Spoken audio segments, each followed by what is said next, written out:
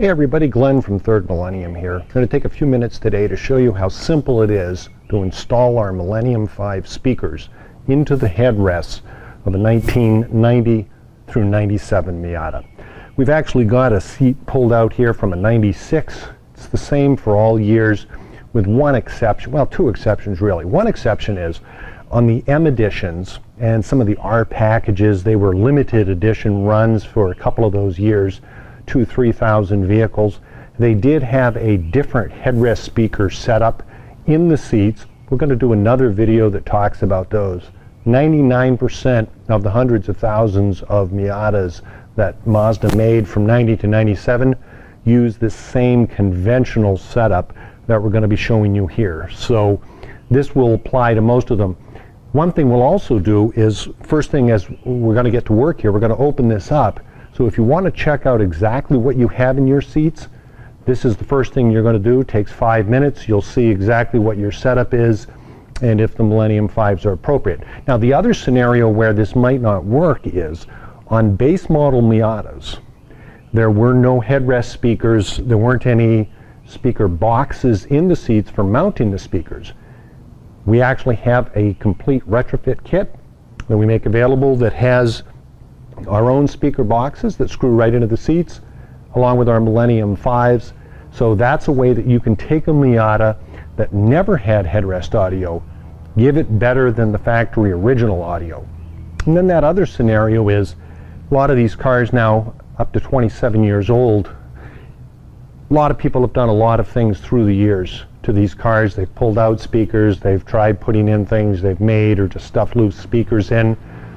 You might very well find that the seats are actually modified in some way by a previous owner. That's actually not a problem.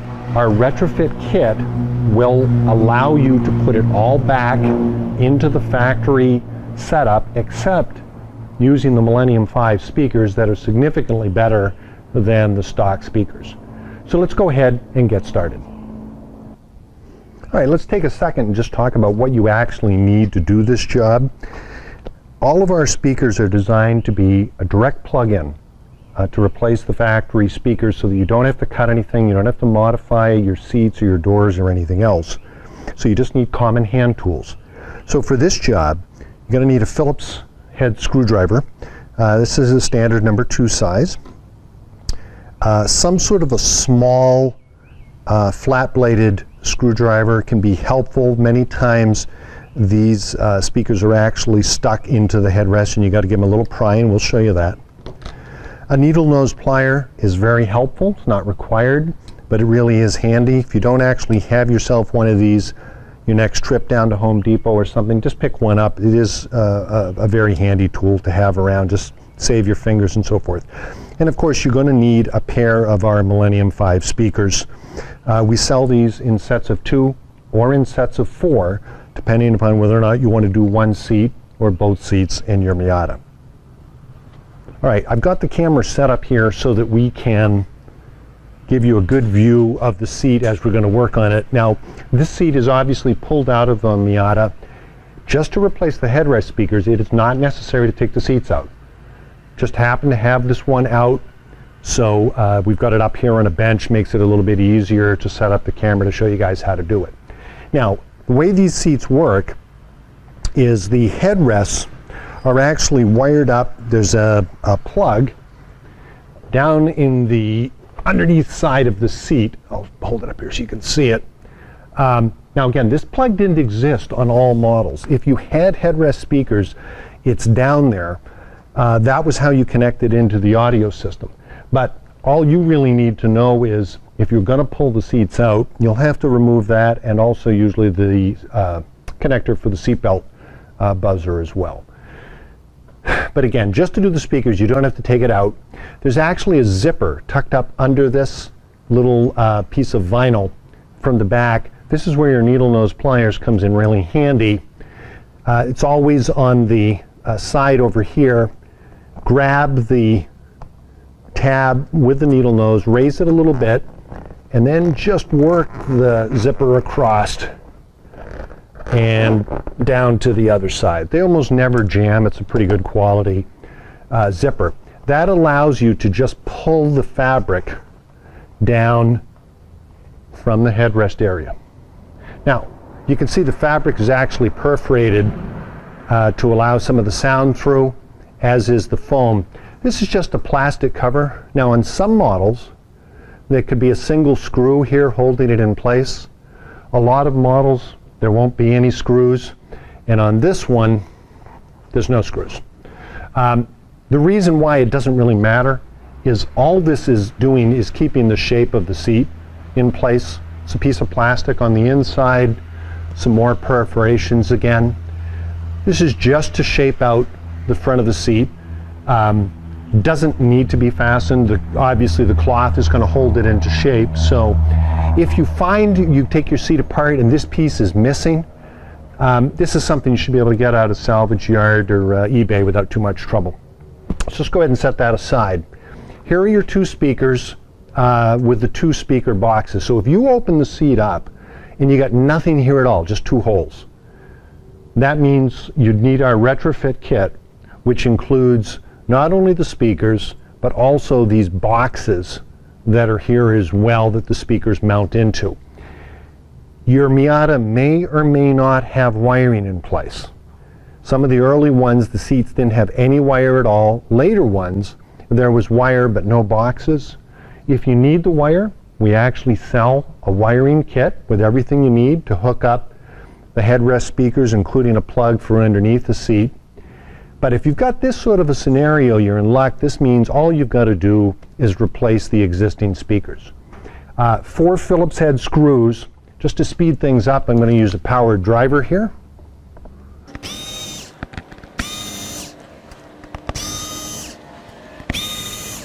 Okay. Now, one of two things will happen at this point. Either the speaker will just fall right out if you wiggle it a little bit, or it won't.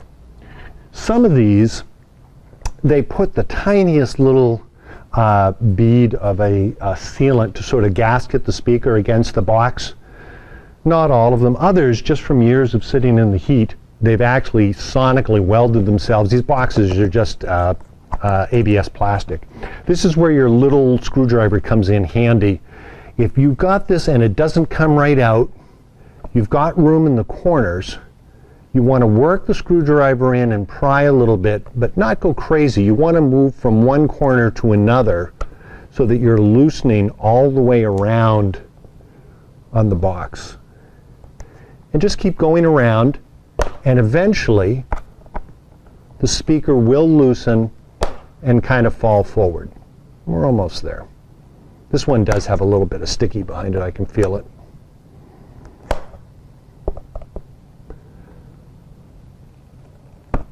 And once you get it, just pull it forward. And there you go, your speaker's out. Now, the speaker is actually got 2 little spade connectors on the back here. This is, again, another place where your needle nose plier is handy. These are just push on, which means they just pull off. And this one actually, that was kind of interesting. It was stuck in the back, so it wasn't actually fully connected to the speaker. In any case, just so you can actually see what these things actually are. These were little, the originals were Panasonic, Matsushita. Basically, they're just transistor radio speakers. Crossed over at, that's 10 microfarads at 8 ohms, so that's going to be around 2,000 hertz for the crossover. These were effectively run by Mazda as just tweeters. And we're actually going to put up another video talking about the acoustic differences between the Millennium-5s and the original speakers, which includes things like frequency response if you're interested in that. But this video, we're just swapping the speakers over. So once you have that out, leave the little bit of acoustic in there. That's actually helpful for a acoustic property. And if you don't have any, don't worry about it. If you want, you can put in a little bit of acoustic matting, the stuff that works well. I mean, you could do fiberglass, although you got to be careful with real fiberglass. But the stuff that they use in for quilting, that matte material, just a little bit of that tucked in does a nice job for that as well. I'm going to go ahead and pull the other one out, and then the same thing, I'm going to use my needle nose pliers, pull these off. Okay, we've got the old ones out, ready to put the new ones in place. One thing, if you have an early model Miata, 90, 91, 92 in there, and it came with the headrest speakers, Mazda had some problem, we don't know really what it was, but a lot of the seats are miswired. And by that I mean, you know, speakers use a positive and a negative connector.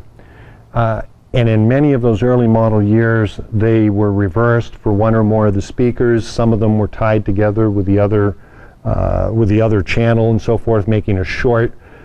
It's always a good idea to test, if you're unsure that the connections are correct, test from here to the radio connector, right in the back of your radio or your amp in the car, just to make sure that the left rear, and these are usually wired up as the rear in the car, that the left rear plus here goes to the left rear plus on the radio. What happens if you have speakers wired out of phase? You get weird cancellations, or you could even get a situation where a channel or something on the radio won't work because it'll be shorting. So it's always good to check that. I'm not saying you have to. I'm just saying that if you got an older model car and the audio isn't what you think it should be, that's certainly something you should take a look at. Okay, here we go.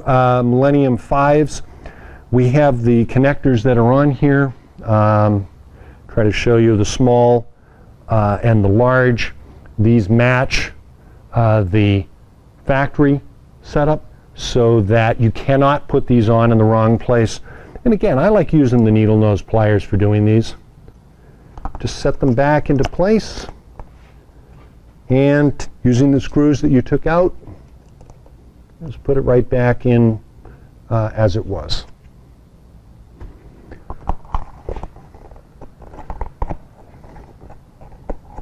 Into place. Take your original screws. Foam cover back into place, and again, this one's just sitting here. Just tuck the bottom corners in, snug it up to the top.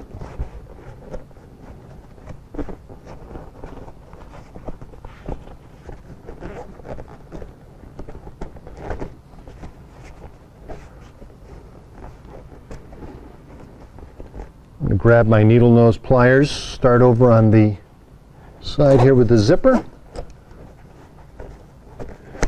Just make sure it doesn't bunch in under itself.